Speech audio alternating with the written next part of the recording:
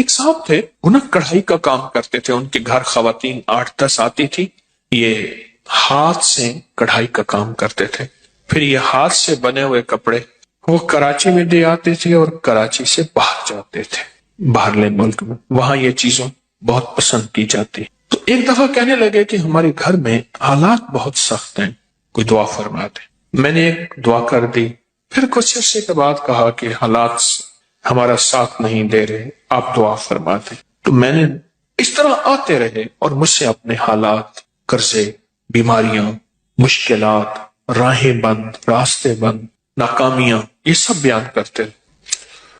ایک دم میں نکلنے لگے، میں نے کہا گھر چلو۔ مجھے ہر دفعہ کہتے تھے گھر چل کے اگر دعا فرما دیں، اگر دعا فرما دیں، میں گھر چلو۔ تو مجھے گھر لے گئے، تو میں باہر کھڑا ہو گیا، میں نے کہا پہلے گھر جا کے اطلاع کر۔ تو جلدی جلدی میں انہوں نے کوئی گھر کو سمیٹا، میں گھر گیا۔ کچھ خواتین بیٹھی تھی ادھر، کڑھائیوں کا کام کر رہی تھی، ہاتھ سے سینہ پرونا، پھول بنانے، جو بھی ہوتا ہے یہ کر رہے تھے۔ اور گھر میں ایک ویرانی تھی اور گھر میں ایک وحشت تھی، اور احساس ہو رہا تھا کہ شاید یہ گھر والوں کو روٹی کیسے ملتی ہے، ان کی غربت اور فقر اور تنگ دستی کیسے، کھانا کیسے ملتا، کھانا کیسے ملتا۔ تو میں نے ان سے حال احوال پوچھے، تو ان سے کہا جی کاروبار ہمارے پاس بہت ہے، کام بہت ہے، ہم جاتے ہیں کراچی میں، بڑے بڑے تاجر ہمیں بلاتے ہیں، پیسے پیشی دیتے ہیں اور ہمیں کہتے ہیں مال ہمیں دیں، وہ کہتے ہیں ہمیں دیں، ہمیں بڑھا چڑھا کے قیمت دیتے ہیں، تو گھر میں کچھ نہیں بچتا۔ اور یہ جو خواتین آتی ہیں یہ لے جاتی ہیں، یہ روز بروز مالدار ہوتی جا رہی ہیں، اور ہم جو اتنا بڑا کاروبار کرتے ہیں، ہم روز بروز مقروض، فقیر، منگتے اور تنگ دست ہوتے جا رہے ہیں۔ تو کہنے لگے ہم کیا کریں، ہمارے پر مسائل، پریشانیاں، ہمارے کسی نے کہا کہ جادو ہے، پھر ہم نے اس کے لیے یہ عمل کیا، اس نے اتنے پیسے لیے، کس نے کہا جنات ہیں، کس نے کہا کالی چیزیں ہیں، کوئی اتنا آیا۔ انہوں نے مجھے ان کے لمبے چوڑے واقعات سنائے جس میں ذرا سارا خرچہ ہی خرچہ تھا، خرچہ ہی خرچہ تھا، کبھی خرچہ کس نام سے، کبھی خرچہ کس نام سے، کبھی کس نام سے، سارا خرچہ ہی خرچہ تھا۔ میں نے ان سے عرض کیا میں گھر میں قرآن کہاں ہے؟ کہنے لگا پڑھا، میں کہ وہیں لے جاؤں، میں کہنا لے آؤں، میں کہنا مجھے لے چل۔ تو گھر میں جہاں قرآن پاک، ایک الماری تھی، اس میں کاغذ ٹھونسے ہوئے تھے، بہت سارے کاغذ۔ کون سے تھے؟ یہ بچوں کی کاپیاں نہیں ہوتی، بچوں کی کاپیاں جس میں یہ ہوم ورک کرتے ہیں بچے، کاپیاں ہوتے ہیں ان میں لکھتے ہیں، ان کے کاغذ، اور پرانے کوئی قاعدے ہوتے ہیں، الف انار والا قاعدہ، یہ چھوٹے چھوٹے ABC والے قاعدے، ان کے ہاں بچے بھی پڑھتے تھے، وہ بچے بھی پڑھا کے ان سے فیس لے کے گزارا کرتے تھے۔ تو وہ سارے ٹھونسے ہوئے تھے، ان کے نیچے سے میں نے قرآن پاک نکالا، میں نے کہا اور ہے؟ کہا نہیں۔ اس پہ غلاف لپٹا ہوا تھا اور اس پہ دھول تھی، مٹی تھی۔ میں نے نکالا قرآن پاک اور میں نے کہا میں نے آپ کے تعویذ نکال دی۔ اچھا، میں کہ آپ کو میں دکھاتا ہوں جو تعویذ آپ کے تھے، جس کی وجہ سے آپ کے گھر میں بربادی، پریشانی، قرضے، مسائل، مشکلات، میں نے نکال دی۔ میں نے وہاں بیٹھ کے قرآن پاک کھولا، اس کا جو غلاف تھا اس کو بہت جھاڑا، اس میں سے مٹی نکلی، اور قرآن پاک بول رہا تھا یہ پڑھا ہوا ہے، قرآن پاک بول رہا تھا یہ پڑھا ہوا ہے۔ قرآن کے ورق بولتے ہیں ہم پڑھے ہوئے ہیں، یہ پڑھا ہوا ہے لیکن چھوٹ گیا، اس کا پڑھنا چھوٹ گیا، اس کا پڑھنا چھوٹ گیا، یہ پڑھا ہوا ہے لیکن اس کا پڑھنا چھوٹ گیا۔ میں نے کہا یہ قرآن کون پڑھتا تھا؟ کہا ہماری دادی زندہ تھی وہ پڑھتی تھی۔ کتنے سال ہو گئے؟ مجھے یاد نہیں، کوئی 12-13 سال، کتنے سال ہو گئے؟ اور میں نے کہا زوال کرا اتنے سال سے، کرا بس ان کی دعائیں تھی، برکتیں تھیں۔ میں نے کہا ان کی دعائیں برکتوں کا یقین ہے مجھے، یقیناً تھی، لیکن ان کی دعاؤں اور برکتوں میں اس قرآن کا ساتھ تھا، اس قرآن کا ساتھ تھا، اور یہ قرآن وہ پڑھتی تھی۔ کہنے لگے آپ کی بات ٹھیک ہے، یہ قرآن تھا جس کی دعائیں، جس کی برکتوں سے عرشوں سے فیصلے ہو۔ دادی گئی، قرآن لپیٹا، رکھ دیا، اور گھر کے اندر کوئی قرآن کو اٹھانے والا نہیں، کوئی قرآن کو پڑھنے والا نہیں۔ اس نے کیا کیا؟ اس نے قرآن پڑھنا شروع کر دیا، ان سب نے پڑھنا شروع کر دیا۔ کچھ عرصے کے بعد مجھ سے کہنے لگے ہمارے حالات بہتر ہو رہے ہیں، حالات بہتر ہو رہے ہیں۔ پھر ان کا کاروبار اتنا بڑھا کہ خود جا کے کراچی بیٹھ گئے، یہاں سے مال بنتا تھا اور مال بنا کے کراچی میں خود وہ لیتے تھے اور خود باہر بھیجنا شروع ہو گئے۔ مجھے آج کل کا پتہ یوں ہے، بہت سالوں پرانی بات ہے، آج کل کا پتہ یوں ہے کہ کراچی میں ایک بہت اچھے ایریے میں ان کا بہت بڑا گھر ہے، اور مجھے کئی دفعہ پیغام ملا جب آئیں ہمارے پاس ضرور آئیں، یہ آپ کا لگایا ہوا پودا ہے، ہم تو مٹ چکے تھے۔ اور میں نے کہا سچ پوچھے قسم اس ذات کی جس کے قبضے میں میری جان ہے، یہ قرآن کا لگایا ہوا پودا ہے۔ ایک حدیث ہے، 3 افراد تھے، سفر کر رہے تھے، سفر کرتے کرتے بارش طوفان آ گیا، پناہ لینے کے لیے کسی غار میں چلے گئے اور غار میں جا کے پناہ، جب غار میں جا کے پناہ لی تو اوپر سے بارش آندھی طوفان تو پہلے سے ہی تھا، اوپر سے ایک پتھر گرا اور غار کا منہ بند ہو گیا۔ جب غار کا منہ بند ہو گیا بس زندگی ختم۔ اور پتھر اتنا بڑا طاقتور پتھر تھا، اتنا بڑا تھا کہ انسانی طاقت 3 افراد تھے اور 3 کیسے ہلا سکتے۔ سوچ سوچ کے ہر بندے نے اپنے عمل کا اللہ کو وسیلہ دیا اور دعا کی، عمل کا وسیلہ دیا، عمل کا وسیلہ دیا کہ اللہ، ایک بندہ آیا تھا، اس نے مجھ سے میرے ساتھ پاس مزدوری کی، پھر کچھ عرصہ مزدوری کی، چھوڑ کے چلا گیا، اور میں نے پھر اس کی بکری لے لی، اس کے پیسوں کی جو مزدوری چھوڑ کے گیا تھا، پھر ان بکریوں کی جگہ پہ میں نے مولا اس کو جو ہے وہ بکریوں کی، اس کی بکریاں بڑھتی گئیں۔ تھوڑے عرصے کے بعد آیا اور آ کے کہنے لگا میری مزدوری دے۔ میں نے کہا یہ بکریاں ساری تیری ہیں۔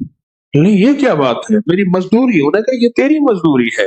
اور اللہ وہ خوش ہو گیا اور حیران ہو گیا اور وہ بکریاں لے کے چلا گیا۔ اگر تیری بارگاہ میں یہ عمل قبول ہے تو آج اس پتھر کو ہٹا دے۔ پتھر تھوڑا سا ہٹ گیا پر اتنا نہ ہٹا انسان اس میں سے نکل سکے۔ دوسرے نے کہا مولا میرے اماں ابا بوڑھے تھے، اماں ابا بوڑھے تھے، انہوں نے مجھ سے پانی مانگا، میں پانی دودھ کا پیالہ لے کے سو گئے، ساری رات لے کے کھڑا رہا، پتہ نہیں کس وقت جاگیں گے اور کس وقت مانگیں گے، کس وقت جاگیں گے اور کس وقت مانگیں گے، کس وقت جاگیں گے، کس وقت۔ اے اللہ صبح اٹھے تو حیران ہوئے، میں ساری رات لے کے کھڑا رہا۔ اے اللہ اگر یہ نیکی قبول ہے تو یہ پتھر ہٹا دو۔ پتھر ہٹ گیا، اتنا نہیں کہ جس سے جو ہے انسان باہر نکل سکے۔ تیسرے نے کہا اللہ ایک گناہ کا موقع تھا، میں گناہ کے بالکل قریب پہنچ چکا تھا، بس تیرا ڈر تھا، تیرا خوف تھا، تیرے ڈر اور خوف نے مجھے اس گناہ سے بچایا، محض تو ہی تھا اور تیری وجہ سے میں اس خطا سے دور ہو گیا۔ اگر تیری بارگاہ میں یہ عمل قبول ہے تو اس پتھر کو ہٹا دے۔ اور وہ پتھر ایک دم اتنا ہٹا کہ وہ باسہولت اس غار کے اندر سے باہر نکل آئے۔ عمل کا وسیلہ۔ میرے بڑے مجھے بتاتے ہیں، اس دن میرا بھائی بھی بتا رہا تھا کہ میرے پردادا رحمت اللہ علیہ 1933 میں ان کا وصال ہے، 1919 میں حج پہ تشریف لے گئے تھے۔ چھوٹی چھوٹی لکڑیاں رات کو اکٹھی کر کے رکھتے تھے، چھوٹی چھوٹی لکڑیاں چولہے کے برابر رکھتے تھے، آٹا سالن چیزیں رکھتے تھے۔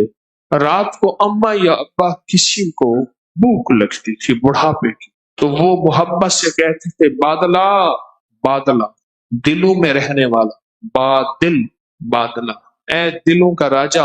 اماں بیوی کو نہیں اٹھاتے تھے، خود اٹھ کے ان لکڑیوں کو جلا کے اماں یا ابا کو روٹی پکا کے دیتے تھے اور اماں ابا دعا کرتے تھے اور پھر ان کو سکون آ جاتا، بیوی کو نہیں اٹھاتے تھے۔ عمل کا وسیلہ اللہ کے سامنے پیش کر، یا اللہ یہ میرا فلاں عمل ہے تیری رضا کے لیے کیا، اے اللہ یہ میرے زندگی کے پتھر ہیں، قرضوں کے پتھر ہیں، فرضوں کے پتھر ہیں، مرضوں کے پتھر ہیں، جادو کے پتھر ہیں، جنہوں نے میری زندگی کے راہیں، غاروں کے راستے میرے بند کیے ہوئے ہیں۔ اے اللہ یہ سارے پتھر ہیں جو میری زندگی کے آگے آ کے رکاوٹ، میری گلیاں، میرے راستے، میری راہیں بند ہو گئی ہیں۔ اے اللہ فلاں عمل کیا تھا، فلاں عمل کیا تھا، اگر تیری بارگاہ میں قبول ہے تو میرا یہ پتھر ہٹا۔ رات کو میں ایک درویش کے ساتھ تھا تو ایک عرب نے دعوت کی مکہ مکرمہ میں، مجھ سے کہنے لگے تم بھی میرے ساتھ چلو۔ تو عرب کے گھر گئے، بڑا اہتمام کیا، عجیب و غریب کھانے، ان کے تو کھانے بہت۔ عرب سب کو اس نے آنے والوں کو ایک خاص عطر کی شیشی دی۔ رات کو دیر سے آئے، تھکے ہوئے، کوئی رات کا 1:30 بج رہا تھا۔ आके ना वो दरवेश ऐसे हुए हाय कि सारा दिन थके हुए। मैंने कहा जी चाहता है आप मेरे साथ हरम चले और इबादत करें। ऐसे देख के कहने लगे जिस्म साथ नहीं दे रहा लेकिन मोमिन को खुश करना भी नहीं किया, आए चलते हैं। हम गए। उस वक्त सफाइयां हो रही थी, मजमा तवाफ का बहुत कम था, अय्याम हज थे, मजमा तवाफ का बहुत कम था।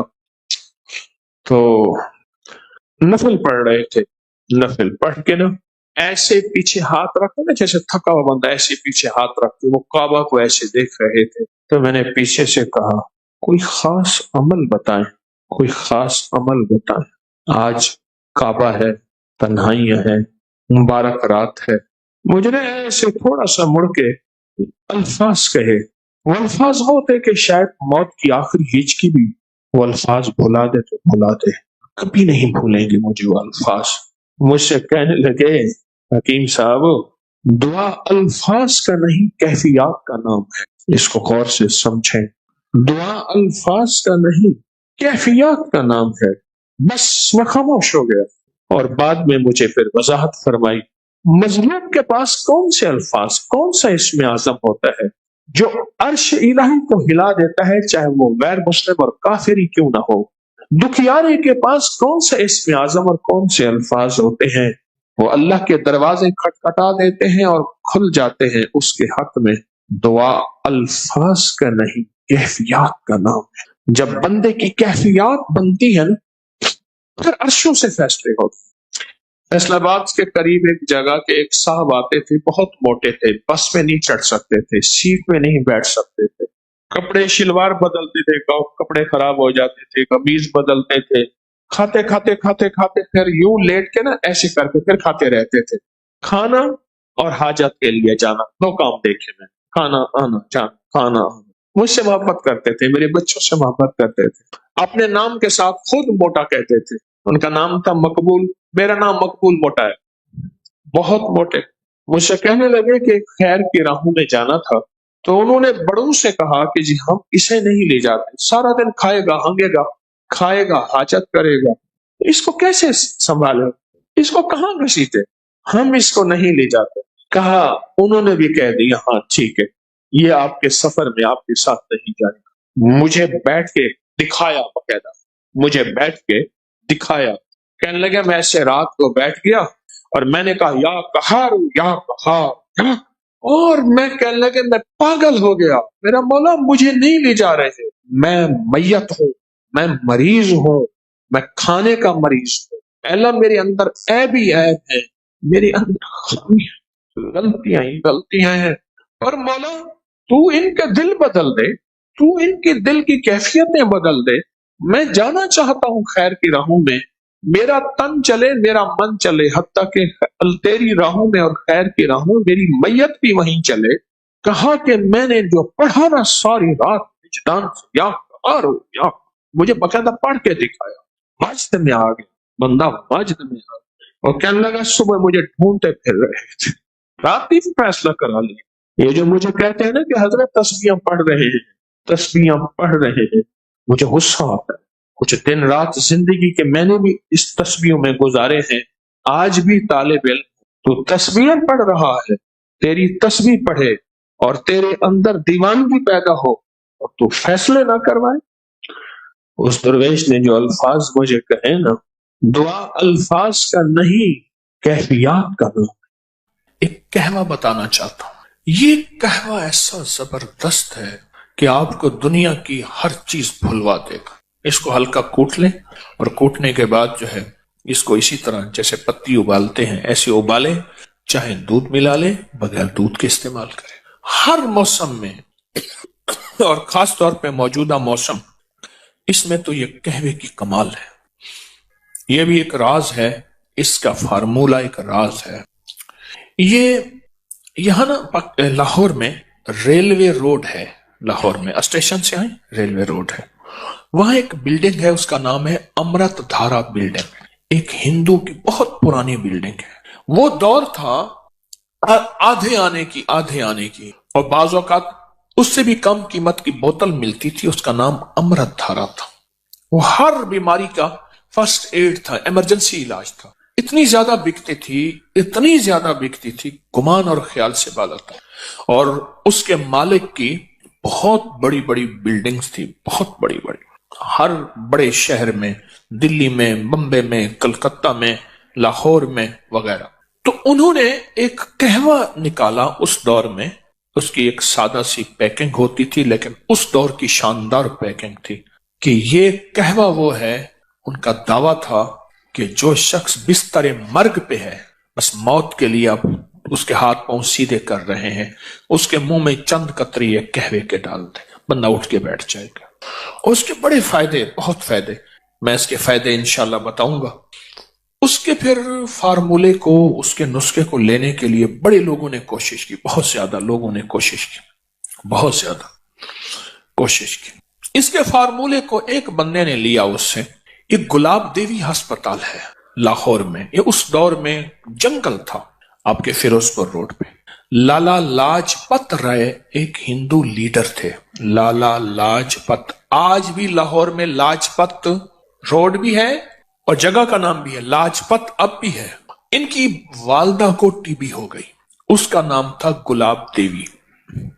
والدہ کو، اس دور میں ٹی بی بہت عام تھی، تو انہوں نے والدہ کی یاد میں، رئیس تھے جیسے سر گنگا رام بہت رئیس اعظم تھے، انہوں نے دلی میں ہسپتال بھی بنایا، ہمارے یہاں قریب ہے سر گنگا رام کا ہسپتال.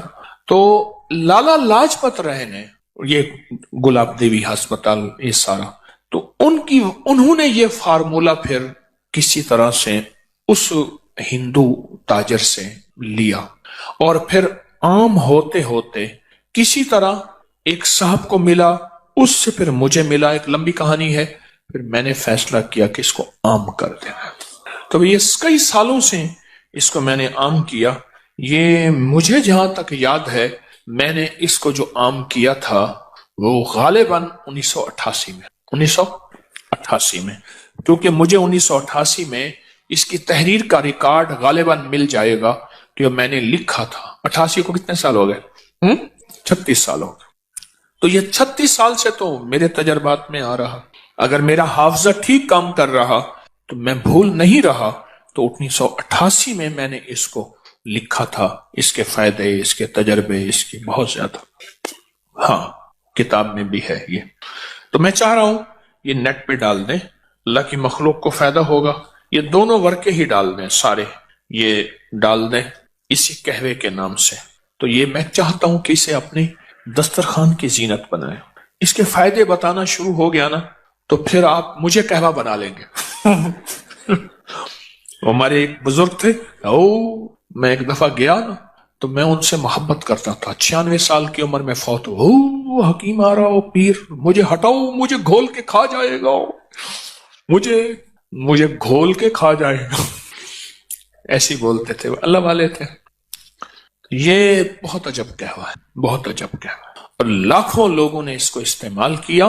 اور اس دور میں لاکھوں روپے اس بندے نے کمائے. اور اس دور کے لاکھوں، آج سے 100 سال پہلے سے زیادہ کے لاکھوں کا لاکھ آج کے کروڑ نہیں ہے. ارب بھی شاید نہ ہو، نہیں ارب بھی نہیں ہے، شاید ارب سے بھی زیادہ ہو. یہ وہ چیز ہے، وہ چیز ہے. الحضرت رحمت اللہ علیہ، مولانا احمد رضا بریلوی صاحب رحمت اللہ علیہ نے یوں تو نہیں کہا کہ مصطفیٰ جان رحمت پہ لاکھوں سال. اس وقت تھا ہی لاکھ، 9 لکھا ہار، 9 لکھا بازار، لکھ. ہاں دعا ہوتی تھی، لکھ تیویں تھے، ہزار تھیں، لکھ ہو جائے تو یہ دعا ہوتی تھی. یہ قہوہ بہت فائدہ مند ہے. غلطی کی میں نے اس کو چھپوا کے نا آپ کو اس کو کاغذ دے دینا تھا. چلو اس میں نیٹ میں ڈال دیں گے، اب اس میں دیکھ لیں گے. اس کی پوسٹ اس کو ڈال دیں، ڈال کے نا تو ہر بندے کو یہ ابکری کی اس سے فائدہ ہو جائے گا. بادیاں خطائی 100 گرام، لونگ 20 گرام، دارچینی 20 گرام، بڑی الائچی چھلکا سمیت 20 گرام، چھوٹی الائچی چھلکا سمیت 50 گرام باریک پیس لیں. اور چوتھائی چمچ چھوٹی 1.5 کپ پانی میں ابالیں، 1 کپ رہ جائے، میٹھا ڈالیں، شہد، جو بھی. اس کو چسکی چسکی پیئیں. بہت خوش رنگ بھی ہے، خوش ذائقہ بھی ہے. اور فائدے تو پھر آپ پوچھیں نا، پھر اس کے فائدے کہ اس دور میں یہ اس کے فائدوں میں لکھا ہوا تھا کہ جس کے ہاتھ پاؤں جوڑ لیے ہوں اور بندہ بس الوداع اس کے منہ میں اس کے چند قطرے ڈال دیں. یہ اس کے فائدوں میں، اور بھی اس کے بہت فائدے ہیں. کوشش یہی ہے کہ کوئی اچھی چیز ہو جس سے انسانیت کو نفع پہنچے، وہ چیزیں اکٹھی کر کر کے آپ کی خدمت میں پیش کرتا ہوں جس سے انسانیت کو نفع پہنچے. وہ روحانی تحفے ہیں یا طبی تحفے ہیں، کوئی بھی چیز ہے جس سے انسانیت کو نفع پہنچے، اللہ میرے جذبوں کو سچا کر دے. یہ میں نے پرانا آرٹیکل لکھا تھا، اس کا نام تھا شیرازی قہوہ، بہت پرانا. اس کے بڑے عجیب فائدے ہیں، بہت عجب فائدے ہیں. بادیاں خطائی 100 گرام، لونگ 20 گرام، دارچینی 20 گرام، بڑی الائچی چھلکا سمیت 20 گرام، چھوٹی الائچی چھلکا سمیت 50 گرام. آج آپ کو ایک ایسا ٹوٹکا اور بہت انوکھا ٹوٹکا بتاتا ہوں. یقین جانیے، میں نہیں کہتا کہیں نہیں سوچا ہوگا، کہیں نہیں پڑھا ہوگا، کہیں نہیں سنا ہوگا، لیکن شاید آپ کو یہ بات بہت کم ملی ہو.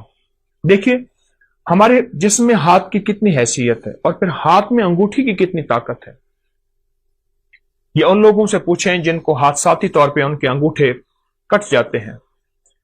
پہلے بطور سزا نواب، بادشاہ، راجے، مہاراجے یا پرانی تاریخ میں بطور سزا انگوٹھا کاٹ دیا جاتا تھا، اور جس کا انگوٹھا کٹ جاتا ہے اس کا آدھا ہاتھ معذور ہو جاتا ہے، اس کا جسم معذور ہو جاتا ہے.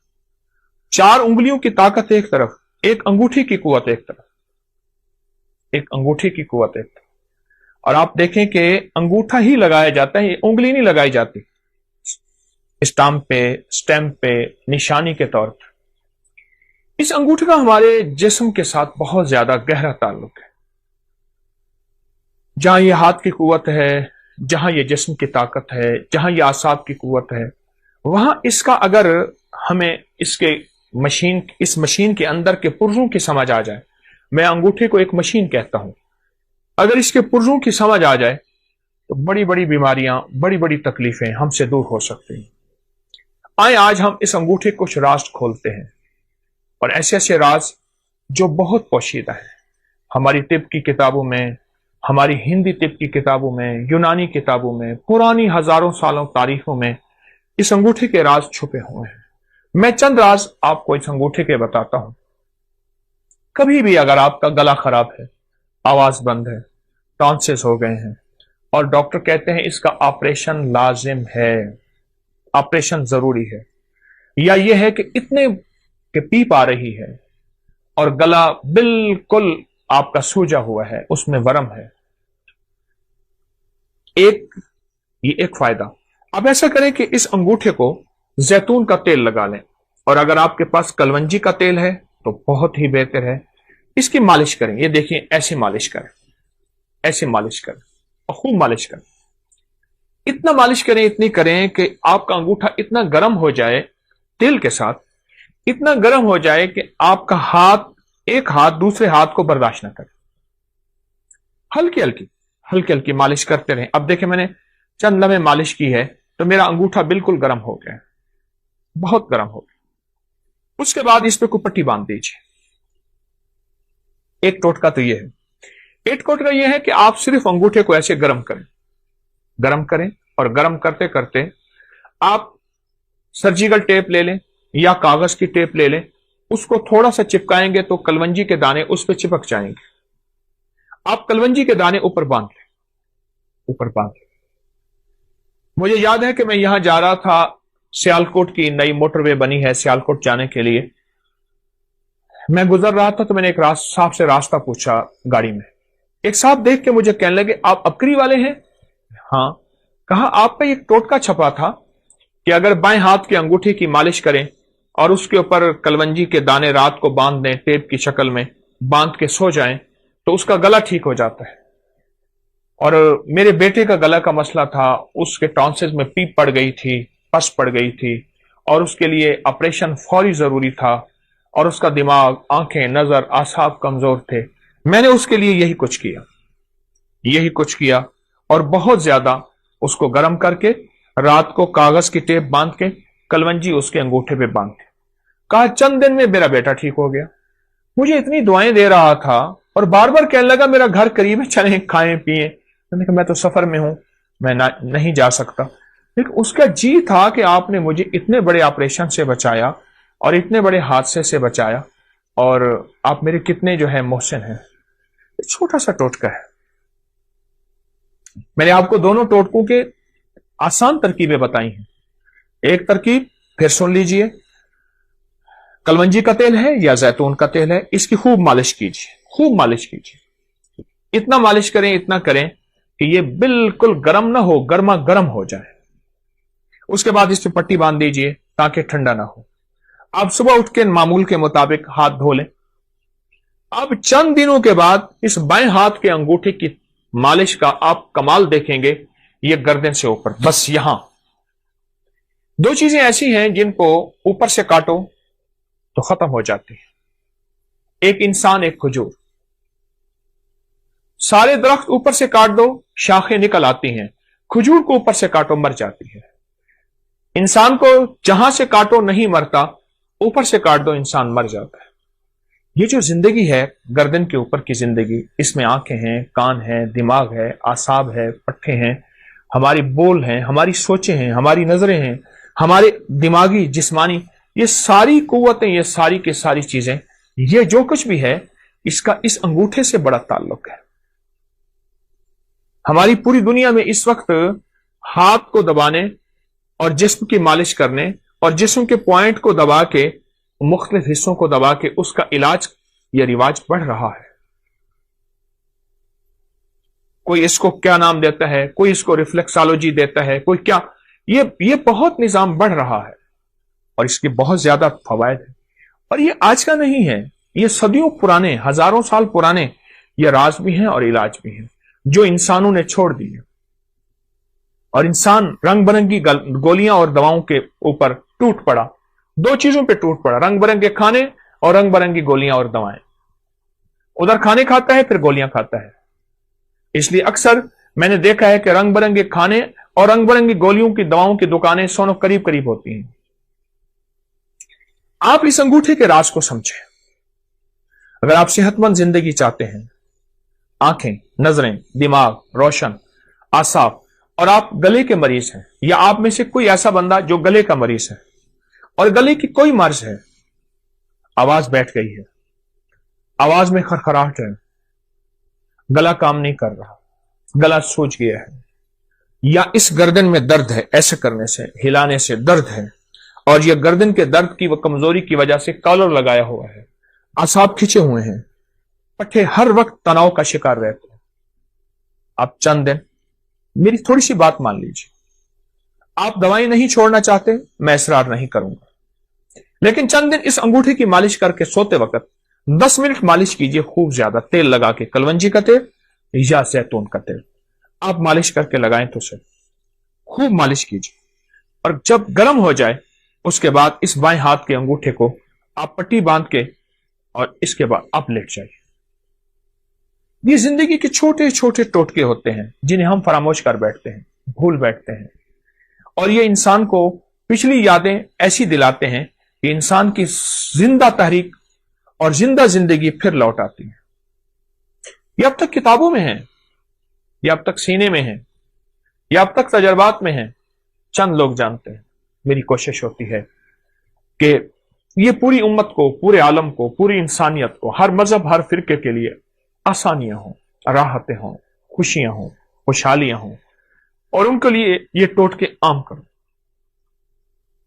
چھپتے ہیں اپنی میگزین میں، لوگ لیتے ہیں بہت کم لوگ، لیکن جس چیز کو میں واضح کروں اور بہت زیادہ وضاحت کروں اس سے فائدہ زیادہ ہوتا ہے. آپ یہ کبھی بھی اس کو نہ چھوڑیے گا. آپ چاہتے ہیں کہ آپ کی زندگی صحت مند رہے، آنکھیں روشن رہیں، ان میں چمک باقی رہے، پھر انگوٹھے کی خدمت کریں. آپ چاہتے ہیں آواز کی کھنک رہے 100 سال کی عمر کے بعد تک کی، اور آواز صاف رہے، اس انگوٹھے کی خدمت کریں. آپ چاہتے ہیں کہ آپ کے کان صحیح سنائی دیں اور آپ کے کان صاف ستھرے ہوں، اور آپ کے کانوں کے لیے نہ کسی مشین کی ضرورت پڑے اور نہ کسی ہاتھ کے سہارے اور آسرے کی ضرورت پڑے، تو آپ اس انگوٹھے کی خدمت کیجیے. آپ چاہتے ہیں کہ بعض وقت آپ کو بار بار نہ کھنکارنا پڑے، نہ کرنا پڑے، اور آپ کا گلا صاف رہے، انگوٹھے کی خدمت کیجیے. اگر آپ اس کی 10 منٹ خدمت کر لیں اور آپ کا جسم صحت اور تندرستی بحال رہے، आसाब मजबूत रहें, तबीयतें निशात और बिल्कुल चुस्त रहें, तो कौन सा घाटा है? इसमें तो कुछ पैसा भी नहीं लग रहा, कुछ भी नहीं लग रहा। मैंने तो आपको वो टोटका बताया है। एक साहब मुझे मिले, वो कहते मैं मालिश करता हूं और एक इस्म पढ़ता हूं। वो इस्म नहीं है, कोई इस्म पढ़ ले, अल्लाह का हर नाम मुबारक है, हर दरूद हर चीज में खैर है, असल इसकी मालिश है। इस वक्त ये जो हमारा जिस्म है ना, जिस्म का ऊपर का हिस्सा, सबसे ज्यादा आलूदगी से मुतासर यही होता है। वो तापकारी के असरात हैं, वो गाड़ियों का धुआं है, वो धूल है, वो फैक्ट्रियों का धुआं है। हमारी फजाओं में ताबकारी बहुत ज्यादा है, आलूदगी बहुत ज्यादा है। मैं आपको आलूदगी का एक टोटका देता हूं। ये मेरे पास सफेद टिश्यू पड़ा हुआ है, टिश्यू है। आप कहीं ऐसी जगह जाएं जहां आलूदगी बहुत ज्यादा हो, अपने नाक के अंदर करके थोड़ा सा टिश्यू ऐसे फेरें और आप देखेंगे आपके नाक पे स्याह दाग पड़ जाएगा इस पे टिश्यू पे, और आपको एहसास होगा कि ये तो नाक से बाहर है, इससे ज्यादा आलूदगी अंदर गई है, इससे कहीं ज्यादा आलूदगी अंदर गई है। और फिर ये आलूदगी जाके हमारी नजरों को, हमारी याददाश्त को, हमारे कानों को, हमारे आसाब को, हमारी कुव्वत फैसला को और हमारी गर्दन को, जिसकी वजह से हमारा सर थमा हुआ है, इसको मुतासिर करती है। फिर उसके लिए हम तरह तरह के टोटके, तरह तरह की चीजें और तरह तरह का निजाम संभालते हैं और आखिर थक जाते हैं। याद रखिएगा, अगर आलूदगी से बचना है और 100% बचना है आलूदगी से, और फिर आलूदगी के अलावा हमारे जिस्म की जो अगर बीमारियां हैं, सर के ऊपर की, गर्दन के ऊपर की, या कंधों से ऊपर सारा निजाम, अगर इसमें बीमारियों में मुब्तला हो गए हैं और आप चाहते हैं कि इससे जल्दी निकल आए, तो अंगूठे की खिदमत करें। अंगूठे को थोड़ा सा वक्त दें। ये छोटा सा वक्त, थोड़ा सा वक्त और थोड़ी सी खिदमत आपकी जिस्म, फिटनेस और तबीयत और राहत ऐसी हैरत अंगेज, बहुत लाजवाब। बच्चों को इसकी आदत डालें, उनकी मालिश करें, सुला दें, हल्की हल्की मालिश करें। बड़ों को इसकी आदत डालें, लोगों को इसके फायदे बताएं। छोटा सा अमल है, पर इसके नताइज, इसके रिजल्ट और इसके कमालात इतने ज्यादा कि इंसान जब मायूसी से, बिल्कुल इतना कि आखिरी मायूसी में चला जाता है, या फिर उसका इलाज सिर्फ सर्जरी होता है, या फिर उसका इलाज सारी उम्र दवाएं खाना होता है, उस मायूसी के अंधेरों से निकाल के हैरत अंगेज उजालों में लाता है, और हैरत अंगेज इंसान को सेहत और तंदुरुस्ती पे लाता है, बहुत ज्यादा। तो अगर आप इन बीमारियों से, इन मुश्किलों से, इन परेशानियों से नजात चाहते हैं और आप चाहते हैं कि आप सेहतमंद जिंदगी गुजारें, तो मेरा मुखलिसाना मशवरा है, इस अंगूठे को वक्त दीजिए। चलो मैं एक चीज आपको बताता हूं, इस अंगूठे को आप नेट पे सर्च करें, आपको मेरी बातों की तस्दीक हैरत अंगेज मिलेगी कि अंगूठे का हमारी जिस्म के साथ, दिमाग, आसाब, पट्ठों, नजर, याददाश्त, गले के साथ क्या ताल्लुक है। एक बात बताऊं, एक राज है बड़ा अजीब। अगर लाजवाब बच्चों का कद चाहते हैं और आप चाहते हैं कि आपके बच्चे कद दराज हों और बेहतरीन कद हो, उन बच्चों को ये अंगूठे की मालिश करवाओ। ये देखिए ऐसे ऐसे उन बच्चों को मालिश करो। 18 साल की उम्र तक तो मालिश कराएं, 18 साल की उम्र के बाद फिर चांसेस कम हो जाते हैं। मालिश करें, आपकी नस्लें सेहतमंद रहेंगी, आपकी नस्लों में तंदुरुस्ती, सेहत और फिटनेस रहेगी, कद दराज होंगे, आसाब मजबूत होंगे और तबीयत उनकी बेहतरीन रहेगी। उनकी आंखें हमेशा माजूरी से बचेंगी, कान माजूरी से बचेंगे, गला माजूरी से बचेंगे, उनके बोल माजूरी से बचेंगे, और लंबी उम्र भी होगी तो तबीयत में हमेशा पुरसुकून सेहत और पुरसुकून तबीयत रहेगी। ये मेरा टोटका याद रखिएगा, और भी बताता रहूंगा। आपके पास टोटके हों मुझे जरूर दीजिएगा, आप भी मुझे बताइएगा, लेकिन ये टोटका मेरी तरफ से आज आपको बेहतरीन गिफ्ट है, हदिया है, तोहफा है। ना छुपाएं, इंसानियत के लिए खैर फैलाएं। इंसानियत को बहुत जरूरत है इस वक्त, मखलूक परेशान है। आए हम मिलके मखलूक के कांटे चुन लें اور پھول بکھیر۔ السلام علیکم ورحمۃ اللہ۔ انار استعمال کریں، انار لیتے ہوئے نا یہ سوچیں کہ ہم باہر کی چیزیں کتنے کی لیتے ہیں جن کو کھاتے ہیں اور کھانے کے بعد الٹے ڈکار آتے ہیں، اور الٹے ڈکار آنے کے بعد رات کو خواب آتے ہیں۔ ہمارے انصاری صاحب رحمت اللہ علیہ یہاں سامنے بیٹھتے تھے، وہ فرماتے تھے، ہمارے ایک بابا جی تھے، وہ کہتے تھے ایک دفعہ صبح غصے میں آ گئے، مجھے جنات انجیکشن لگا رہے تھے، اٹھ کے اس نے ہاتھ مار دی، وہ اس طرح کی باتیں کرتے تھے۔ تو انصاری صاحب فرماتے تھے بھائی اس کو آلو گوبھی نہ کھلاؤ، اس کو گیس اٹھتا ہے، بادی اٹھتی ہے، پھر یہ اس طرح کی باتیں کرتا ہے۔ میں آج کچھ صحت کی باتیں بتا رہا ہوں، آج کچھ تندرستی کی باتیں بتا رہا ہوں۔ حدیث میں آتا ہے کہ انار میں ایک دانہ ایسا ہوتا ہے جو جنت سے آتا ہے، ہر انار میں۔ حضرت حسن بصری رحمت اللہ علیہ جب انار کھانے بیٹھتے تھے تو کوئی دانہ بھی نیچے نہیں گرنے دیتے تھے، کوئی دانہ بھی گم نہیں ہونے دیتے تھے، انار کے ایک ایک پرت کو کھول کھول کے اس میں سے دانہ نکالتے تھے، فرماتے تھے شاید یہ دانہ جنت کا ہو، شاید یہ دانہ جنت کا ہو، کیونکہ جنت میں انار کے بہت تذکرے ہیں۔ انار استعمال کیا، آج کل انار کا سیزن ہے، اور بہترین انار بتاؤں کون سا ہوتا ہے؟ جس میں ہلکا کھٹاس ہو۔ دہی کی سب سے بہترین ترتیب یہ ہے، دہی دنیا کا سب سے بہترین وہ ہے جس میں ہلکا کھٹاس ہو، اور جو سارا میٹھا دہی ہے وہ کچا ہے، وہ صحت نہیں ہے۔ دہی جو 100% پکا ہوا ہوتا ہے اس میں ہلکا کھٹاس آئے گا، اور اصلی دہی ہے ہی وہی۔ مجھے ایک صاحب نے ایک ٹوٹکا بتایا تھا جو میں نے بے شمار لوگوں کو بتایا، پیٹ بڑھنے کا۔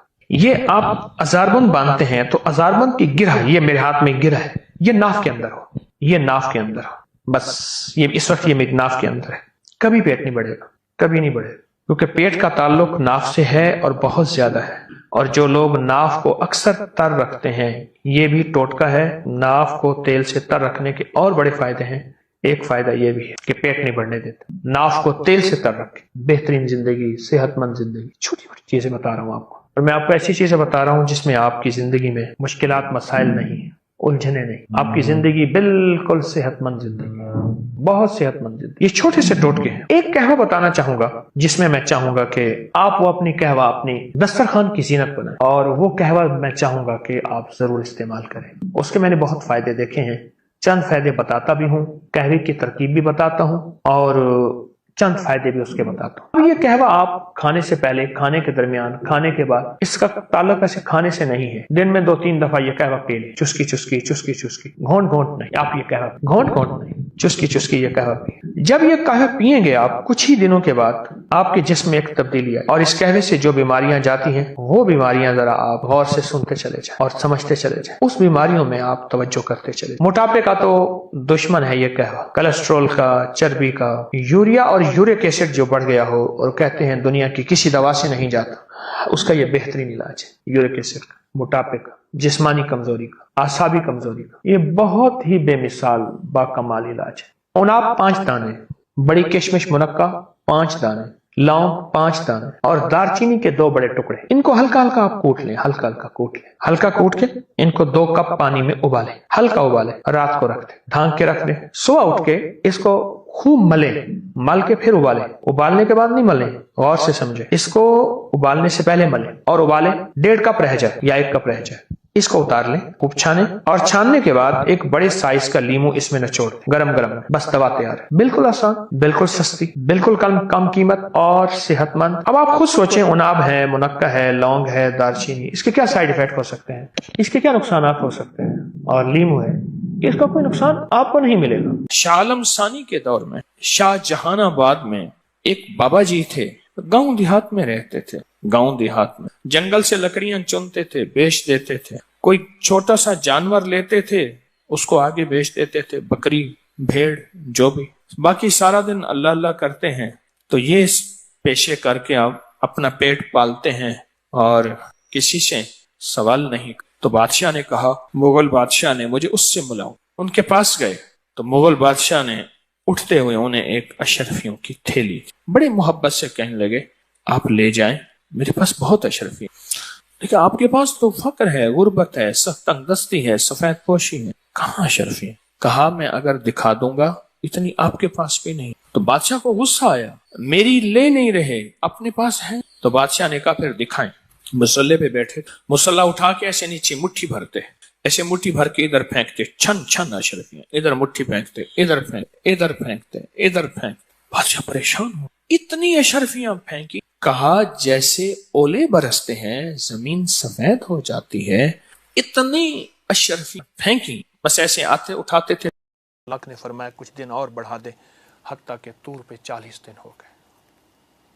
تو 40 کے ساتھ عدد ہے. پھر ماں کے پیٹ میں بچے کے مراحل کا اللہ نے نظام 40 دن کے بعد, پھر 4 مہینے کے بعد اس پہ روح اور زندگی, اس کا بہت زیادہ دخل ہے, تعلق ہے. اس ایک پوری دنیا ہے جس کا میں طالب علم ہوں, بہت بڑی دنیا ہے.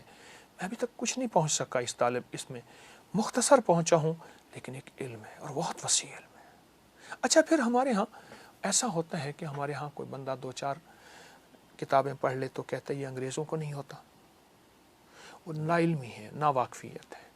انگریز ان چیزوں کا بہت خیال رکھتا ہے, گورا بہت خیال رکھتا ہے, اور اس پہ کتابوں کی کتاب ہے. آج تو ہر بندے کے ہاتھ میں نیٹ کی دنیا موبائل کے نام پہ ہے. بہت زیادہ انگریزوں نے اس پہ سینکڑوں ہزاروں کتابیں, علم العادات پہ, نظر بد پہ, جادو جنات, بہت زیادہ اس حوالے سے. وہ ان چیزوں کا انگریز بہت خیال رکھتا ہے. اصل میں ہوا یہ ہے, ہمیں مغالطے میں ڈال دیا گیا ہے, خود نفع پا لیا گیا ہے. میں نے 2 عمل بتائے ہیں. ایک کپڑے کی گیند کا عمل اسی مقصد کے لیے. میں آپ نے لفظ بندش ہے نا, وہ بندش شادی کی ہو, وہ رزق کی ہو, وہ صحت کی, لفظ بندش ہے, اس کے رخ ہیں. وہ رشتوں کی طرف کر دیے جائے, ٹھیک, وہ رزق کی طرف کر دیا جائے, وہ صحت کی طرف, چیز ایک ہے. دیکھیے وہی ریوالور ہے, وہ جس کی طرف کر دیے جائے گولی وہیں جائے گی, ٹھیک ہے. یہ جو اور دوسرا جو انہم یکیدون کید, یہ سورۃ والسماء والطارق, سورۃ طارق کی آیات میں نے بتائی ہیں, یہ بہت زبردست ہے. اچھا اس میں جتنی بندش سخت معلوم ہو. اچھا ایک چیز آپ نے ابھی بیان کی کہ یہ کیسے پتہ چلے کہ یہ بندش ہے, اور بعض اوقات ہمیں بندش ہوتی بھی نہیں, ہم کہتے ہیں جادو ہی جادو.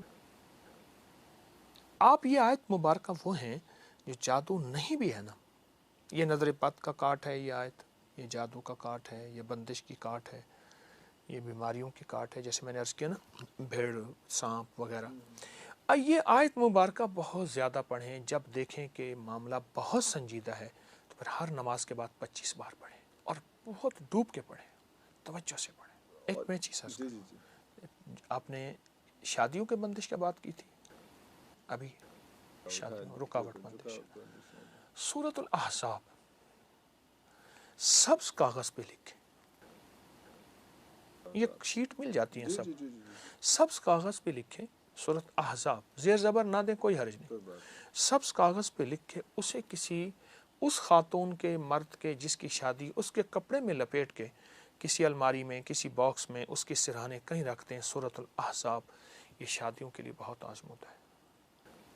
لکھ کے رکھتے ہیں, نیچے اس کا نام, اس کی والدہ کا نام. ایک عمل یہ ہے سبز. دوسرا عمل یہ ہے کہ جس کی شادی نہ ہو رہی ہو, جس کی شادی, اس کا نام سامنے رکھ کے لکھیں. ہر حرف کو دیکھتے ہوئے صرف ایک تسبیح پڑھنی ہے, یا فتاح, یا فتاح. یہ اول آخر 3 بار درود شریف. جتنے نام کے حروف ہیں پہلے سے ان کو جدا کر لیجئے, جدا کر رکھ نام لکھ لیے, جدا رکھ کے ہر حرف پہ نظر ڈالتے ہوئے ایک تسبیح صرف یا فتاح ہوگی. کمال چیز ہے. حتیٰ کہ یہاں تک کہ جو بندہ کہتا ہے میری زندگی میں محرومیاں ہیں اور راستے بند ہیں, گلیاں بند ہیں, میری زندگی بس ایسے جکڑی ہوئی ہے, وہ اپنے نام کو خود لکھے علیحدہ حروف میں, اور اپنے نام کی ایک تسبیح پڑھے, اور اس کا نام پہ نظر رکھ کے, توجہ کر کے, چند دن چند ہفتے یہ عمل کرے, کمال دیکھ. یا فتاح, کھلی زندگی میں شاہراہیں کھل جاتی ہیں, راستے کھل جاتی ہیں, روشنی کے راستے, کہکشاؤں کے راستے, رنگ و دنیا کے راستے, اور حسن و جمال کے راستے, رزق و دولت کے راستے, عزت و شہرت کے راستے. لفظ لطیف کا عدد, لفظ لطیف, اللہ لطیف بعبادہ, قرآن میں لطیف آیا ہے, اللہ کا نام, یا لطیف. لطیف کے جو عدد ہیں وہ 129 ہیں. اور مولا یہ تیری عطا ہے, بس تیرا لطف و کرم ہے. جو میرے پاس اگر کوئی سواری ہے, کوئی چھکڑا ہے, کوئی جیپ ہے, یہ تیرا کرم ہے, یہ تیرے ہی دم سے ہے رونقیں, تیری جان جان جہان ہے، وہ کمال حسن حضور ہے کہ گمان نقص جہاں نہیں، وہ یہ پھول خار سے دور ہے، وہ یہ شمع ہے کہ دھواں نہیں۔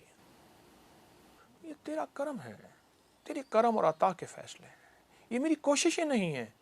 کتنے ایسے تھے جو ہڈ بال دیے، ختم ہو گئے، اپنی ہڈیاں جلا دیں، کچھ نہ حاصل ہوا، جو ملا تیری نعمت، تیری رحمت سے ملا۔ سورۃ کوثر اصل میں اس وقت نازل ہوئی تھی جب مشرکین مکہ نے میرے آقا کو تانا دیا تھا۔ یہ اللہ پاک نے اپنے حبیب صلی اللہ تعالی علیہ وسلم کی تسلی کے لیے بھیجی تھی۔ اور سورۃ کوثر کا میں صرف پہلا حصہ اور آخری حصے کی وضاحت کروں گا۔